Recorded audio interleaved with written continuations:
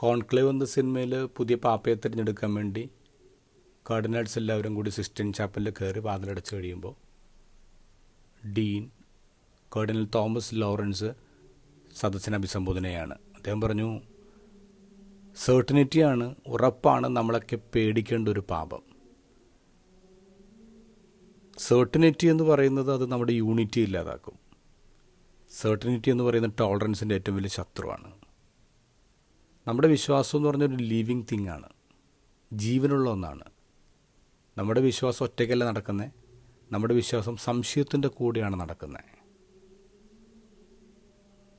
ഉറപ്പ് മാത്രമേ ഉള്ളൂ.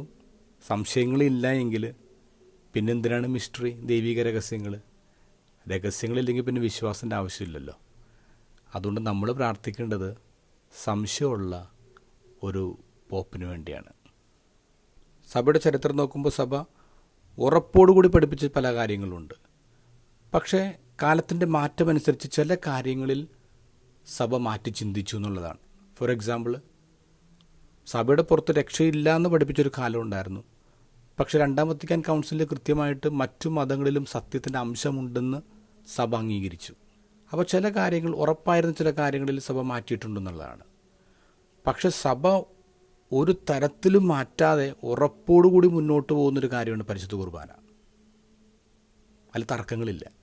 ദ ഗോസ്പലിൽ നമ്മൾ വായിക്കുന്നു, ഈശോ പരിശുദ്ധ കുർബാനയെക്കുറിച്ച് പറയുമ്പോൾ അവർക്കിടയിൽ തർക്കം ഉണ്ടാകുന്നുണ്ട്. തർക്കം ഉണ്ടായെന്ന് പറഞ്ഞിട്ട് ഈശോ അതിനെ ഡൈലൂട്ട് ചെയ്യുന്നില്ല. ഈശോ 7 തവണയാണ് നിങ്ങളെൻ്റെ ശരീരം കഴിക്കണം, നിങ്ങളെൻ്റെ രക്തം കുടിക്കണം, അതാണ് റിയൽ ഫുഡ് എന്നിങ്ങനെ ആവർത്തിച്ച് പറയുന്നത്. ഒരു തരത്തിലും ഡൈലൂട്ട് ചെയ്തില്ല.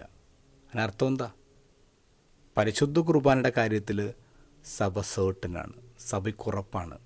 ലോകമുള്ളിടത്തോളം കാലം, സഭയുള്ളിടത്തോളം കാലം പരിശുദ്ധ കുർബാന ഉണ്ടാവും. അതുറപ്പാണ്.